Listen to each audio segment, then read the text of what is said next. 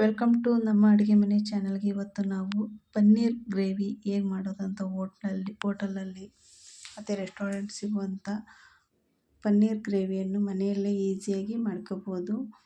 ಏನೇನು ಇಂಗ್ರೀಡಿಯೆಂಟ್ ಬೇಕಾಗುತ್ತೆ, ಅದಕ್ಕೆ ಹೇಗೆ ಮಾಡೋದು ಅಂತ ಕೊನೆವರೆಗೂ ವಿಡಿಯೋ ನೋಡಿ ಗೊತ್ತಾಗುತ್ತೆ ನಿಮಗೆ.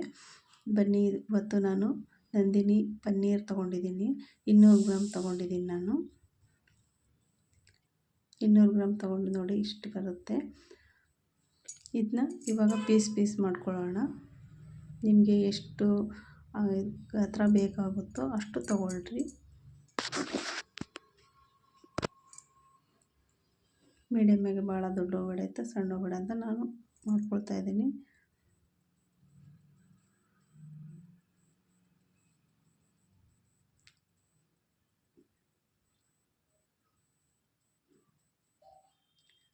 ಒಂದು ಪ್ಲೇಟ್ನ ತೆಗೆದಿಟ್ಕೊಳ್ಳೋಣ.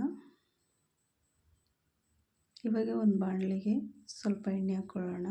ಪನ್ನೀರು ಸ್ವಲ್ಪ ಇದು ಮಾಡ್ಕೊಳ್ಳೋಣ ಎಣ್ಣೆಯಲ್ಲಿ. ಒಂದು ಸ್ವಲ್ಪ ಟೇಸ್ಟು ಚೆನ್ನಾಗಿ ಬರುತ್ತೆ ಅಂತ ಸ್ವಲ್ಪ ಎಣ್ಣೆಲೆ ಮುಂಚೆನೇ ಮಾಡಿಟ್ಕೊಂಡ್ರೆ ಚೆನ್ನಾಗಿ. ಹಾಗಾಗಿ ಅದಕ್ಕೊಂದು ಸ್ವಲ್ಪ ಖಾರ ಪುಡಿ, ಸ್ವಲ್ಪ ಉಪ್ಪು ಹಾಕಿ ರೋಸ್ಟ್ ಮಾಡೋಣ.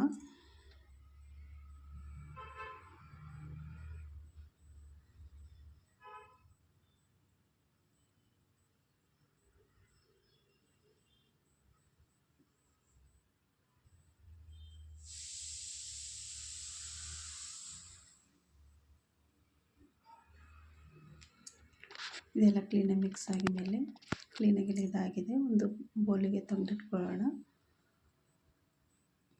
ಇವಾಗ ಅದೇ ಬಾಣಲಿಗೆ ಸ್ವಲ್ಪ ಎಣ್ಣೆ ಹಾಕಿ ನೀರುಳ್ಳಿ, ಟೊಮೊಟೊ ಹಣ್ಣು ಒಂದು ಸ್ವಲ್ಪ ರೋಸ್ಟ್ ಮಾಡ್ಕೊಳ್ಳೋಣ ಎಣ್ಣೆಯಲ್ಲೇ. ಮಸಾಲೆ ಮಾಡ್ಕೊಳ್ಳೋಕ್ಕಿದು.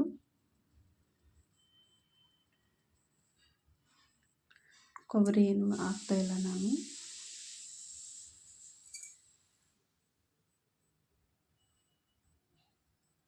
ಎಣ್ಣೆಲ್ಲ ಸ್ವಲ್ಪ ರೋಸ್ಟ್ ಆದ ಮೇಲೆ ಇವಾಗ ಆಗಿದೆ. ಒಂದು ಬೌಲಲ್ಲಿ ಇಟ್ಕೊಂಡಿದ್ದೀನಿ ನಾನು. ಮಿಕ್ಸಿ ಜಾರ್ ತೊಗೊಂಡು ಅದಕ್ಕೆ ಅದನ್ನ ಟೊಮೊಟೊ, ನೀರುಳ್ಳಿ ಇದು ಮಾಡ್ಕೊಂಡಿರೋದು ಹಾಕ್ತೀನಿ. ಬೆಳ್ಳುಳ್ಳಿ, ಶುಂಠಿ ಸಪ್ರೇಟ್ ಬೇಕಾದರೂ ಮಾಡ್ಕೋಬೋದು. ನಾನು ಸಪ್ರೇಟ್ ಮಾಡ್ತಾಯಿಲ್ಲ, ಅದರಲ್ಲೇ ಹಾಕ್ತಿದ್ದೀನಿ. ಗೋಡಂಬಿ ಸ್ವಲ್ಪ ಜಾಸ್ತಿನೇ ಹಾಕಿದ್ದೀನಿ ಗೋಡಂಬಿನ. ಒಣಮೆಣಸಿನ್ಕಾಯಿ ಹಾಕ್ತಿದ್ದೀನಿ ಕಲರಿಗೋಸ್ಕರ. ಬ್ಯಾಡಗಿ ಮೆಣಸಿನ್ಕಾಯಿ ಹಾಕ್ತಿದ್ದೀನಿ ನಾನು. ನೀವು ಬೇಡ ಅಂದರೆ ಖಾರ ಪುಡಿನೇ ಹಾಕ್ಕೋಬೋದು. ಇಷ್ಟು ಸ್ವಲ್ಪ ಕೊತ್ತಂಬರಿ ಹಾಕಿ ಮಿಕ್ಸಿ ಮಾಡ್ಕೊಳ್ಳೋಣ. ಕ್ಲೀನಾಗಿ ನುಣ್ಣಗೆ ರುಬ್ಕೊಂಡ್ರೆ ಆಯಿತು. ಇವಾಗ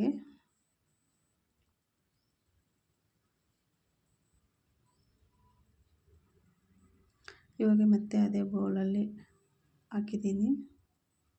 ಇಟ್ಟಿದ್ದೀನಿ ಗ್ಯಾಸ್ ಮೇಲೆ. ಸ್ವಲ್ಪ ಎಣ್ಣೆ ಹಾಕ್ಕೊಳ್ಳೋಣ. ಎಣ್ಣೆ ಕಾದಾದ ಮೇಲೆ ಜೀರಿಗೆ, ಏಲಕ್ಕಿಕಾಯಿ, ಲವಂಗ, ಮೆಣಸಿನಕಾಳು, ಚಕ್ಕೆ ಇಷ್ಟು ತೊಗೊಳ್ರಿ ನೋಡಿ. ಜೀರಿಗೆ, ಚಕ್ಕೆ, ಲವಂಗ, ಏಲಕ್ಕಿಕಾಯಿ ಇಷ್ಟು ತೊಗೊಂಡು ಹಾಕಿದ್ದೀನಿ ಮಸಾಲೆ ಐಟಮ್ಸು. ಸ್ವಲ್ಪ ನೀರುಳ್ಳಿ ಹಾಕಿದ್ದೀನಿ, ಅದರಲ್ಲೇ ಭಾಳ ಹಾಕಿದ್ದೀನಿ ರುಬ್ಬಕ್ಕೆ ಅಂತ ನಾನು ಸ್ವಲ್ಪ ನೀರುಳ್ಳಿ ಹಾಕ್ತಾಯಿದ್ದೀನಿ. ಒಬ್ಬೊಬ್ಬರು ಒಂದೊಂದು ಥರ ಮಾಡ್ತಾರೆ, ನಮ್ಮ ಸ್ಟೈಲಲ್ಲಿ ಈಗ ಮಾಡ್ತಾಯಿದ್ದೀವಿ. ಇದೆಲ್ಲ ಕ್ಲೀನಾಗಿ ರೋಸ್ಟ್ ಆದ ಮೇಲೆ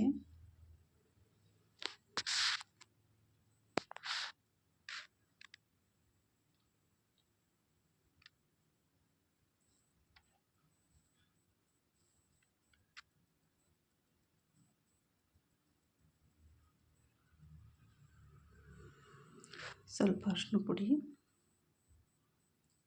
ಸ್ವಲ್ಪ ಕೊತ್ತಂಬರಿ ಪುಡಿ, ಒಂದೊಂದು ಚಮಚ ಹಾಕ್ಕೊಳ್ತಿದ್ದೀನಿ. ಗರಂ ಮಸಾಲ, ಸ್ವಲ್ಪ ಖಾರದ ಪುಡಿ. ನಾನಲ್ಲಿ ಬ್ಯಾಡಗಿ ಮೆಣಸಿನ್ಕಾಯಿ ಹಾಕಿದ್ದೀನಿ, ಸ್ವಲ್ಪ ಹಾಕ್ತಿದ್ದೀನಿ ಅಷ್ಟೇ ಕಲರಿಗೆ. ಖಾರಕ್ಕೂ ಕೂಡ ಎಷ್ಟು ಬೇಕು ಅಷ್ಟು ಹಾಕ್ಕೊಳ್ರಿ. ಇದೆಲ್ಲ ಕ್ಲೀನಾಗಿ ಮಿಕ್ಸ್ ಮಾಡಿಕೊಂಡು ಮಸಾಲೆ ರುಬ್ಬಿಟ್ಕೊಂಡಿದ್ದೀವಲ್ಲ ಅದನ್ನ ಹಾಕ್ಕೊಳ್ಳೋಣ. ನೋಡಿ ಈ ಥರ ಸಣ್ಣ ರುಬ್ಬಿದೆ.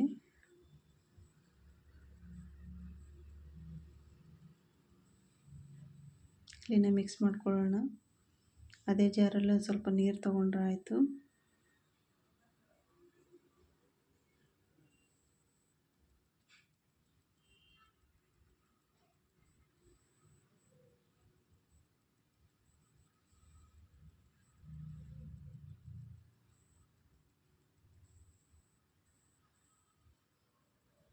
ನೀರು ಎಷ್ಟು ಬೇಕಾಗುತ್ತೆ ನೋಡ್ಕೊಂತ ಸ್ವಲ್ಪನೇ ಹಾಕ್ರಿ. ಗ್ರೇವಿ ಎಷ್ಟು ಇದಾಗಿದೆ ನೋಡಿ. ಭಾಳ ಐಟಮ್ಸ್ ಹಾಕ್ಲಿಲ್ಲದ್ರೂ ಗ್ರೇವಿ ಚೆನ್ನಾಗಿ ಬರುತ್ತೆ. ಕ್ಲೀನಾಗೆಲ್ಲ ಮಿಕ್ಸ್ ಮಾಡಿಕೊಳ್ರಿ.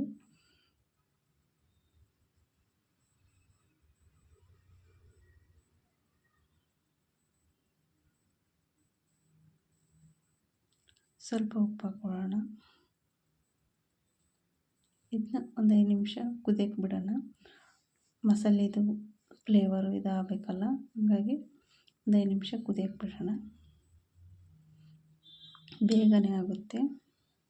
ಇವಾಗ ಕುದೀತೈತೆ.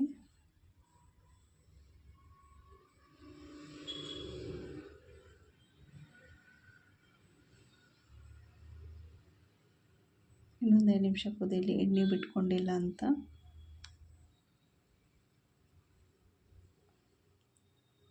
ಇವಾಗ ಇದು ರೆಡಿಯಾಗಿದೆ.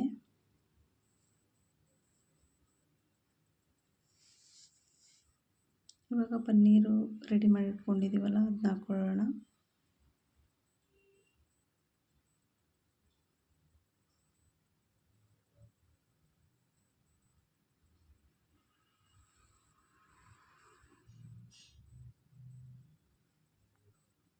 ಕ್ಲೀನಾಗೆಲ್ಲ ಮಿಕ್ಸ್ ಮಾಡ್ಕೊಳ್ಳೋಣ.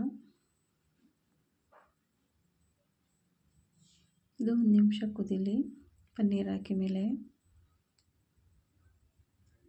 ಆಮೇಲೆ ಕಸೂರಿ ಮೇಥಿ, ಲಾಸ್ಟ್ ಫೈನಲ್ ಕೊತ್ತಂಬರಿ ಹಾಕಿ ರೆಡಿಯಾಗಿದೆ.